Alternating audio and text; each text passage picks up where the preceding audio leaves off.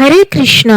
पितृपक्ष के दिनों में श्रीमद् भागवत गीता के 7वें अध्याय का श्रद्धा पूर्वक पठन अति विशेष पुण्यदायी होता है। श्राद्ध के महीने में श्रीमद् भागवत गीता के 7वें अध्याय का पठन कर उसके फल को अपने पितरों को अर्पण करने पर हमें पितरों का आशीर्वाद प्राप्त होता है, जिससे हमारी भौतिक एवं आध्यात्मिक उन्नति में लाभ होता है।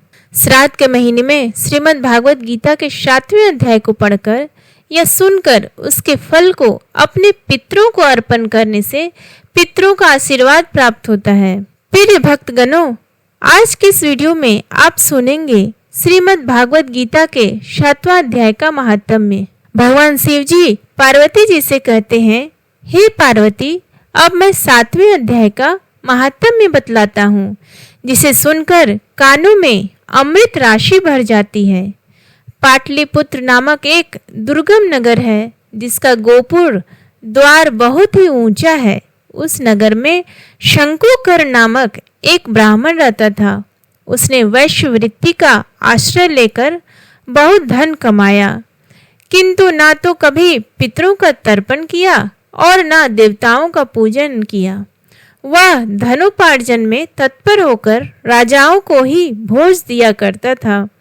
एक समय की बात है, उस ब्राह्मण ने अपना चौथा विवाह करने के लिए पुत्रों और बंधुओं के साथ यात्रा की।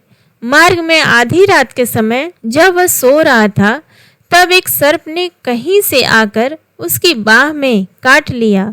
उसके काटते ही ऐसी अवस्था हो गई कि मणि, मंत्र और औषधि आदि से भी उसके शरीर की रक्षा असाध्य जान पड़ी।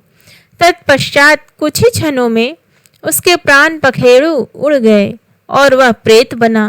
फिर बहुत समय के बाद वह प्रेत सर्प योनि में उत्पन्न हुआ। उसका वित्त धन की वासना में बंधा था। उसने पूर्व वृत्तांत को स्मरण करके सोचा, मैंने घर के बाहर करोड़ों की संख्या में अपना जो धन गाड़ रखा है, उससे इन पुत्रों को वंचित करके स्वयं ही उसकी रक्षा करूंगा। सांप की योनि से पीड़ित होकर पिता ने एक दिन स्वप्न में अपने पुत्रों के समक्ष आकर अपना मनोभाव बताया। तब उसके पुत्रों ने सवेरे उठकर बड़े विस्मय के साथ एक दूसरे से स्वप्न की बातें कही।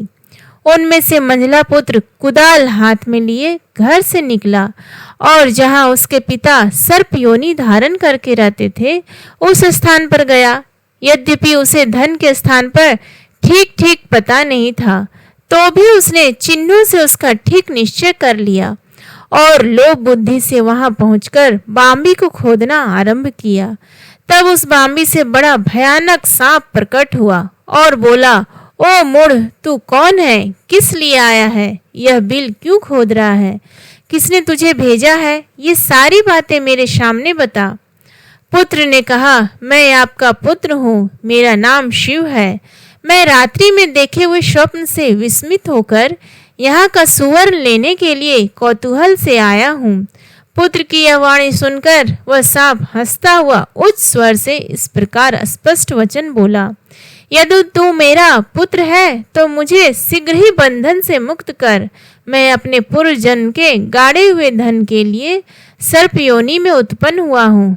पुत्र ने कहा, पिताजी, आपकी मुक्ति कैसे होगी? इसका उपाय मुझे बताइए, क्योंकि मैं इस रात में सब लोगों को छोड़कर आपके पास आया हूँ। पिता बोले, बेटा, गीता के अमृतमय 7वें अध्याय को छोड़कर मुझे मुक्त करने में तीर्थ, दान, तप और यज्ञ भी सर्वथा समर्थ नहीं है। केवल गीता का 7वां अध्याय ही प्राणियों के लिए जरा, मृत्यु आदि दुखों को दूर करने वाला है। पुत्र, मेरे श्राद्ध के दिन गीता के 7वें अध्याय का पाठ करने वाले ब्राह्मण को श्रद्धा पूर्वक भोजन कराओ। इससे निसंदेह मेरी मुक्ति हो जाएगी।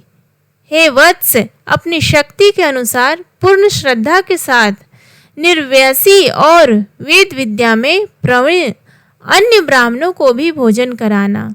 सर्प योनि में पड़े हुए पिता के ये वचन सुनकर सभी पुत्रों ने उसकी आज्ञा अनुसार तथा उससे भी अधिक किया।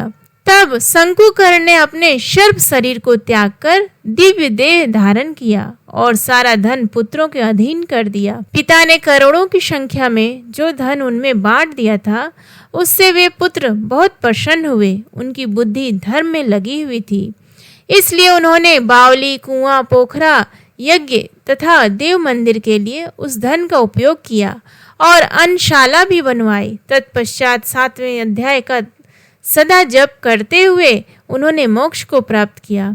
हे पार्वती, यह तुम्हें 7वें अध्याय का महात्म्य बतलाया, जिसके श्रवण मात्र से मानव सब पातकों से मुक्त हो जाता है। उम्मीद करती हूँ आपको आज का ये वीडियो पसंद आया, तो प्लीज़ वीडियो को लाइक करें, शेयर करें और चैनल को सब्सक्राइब करना ना भूलें। धन्यवाद।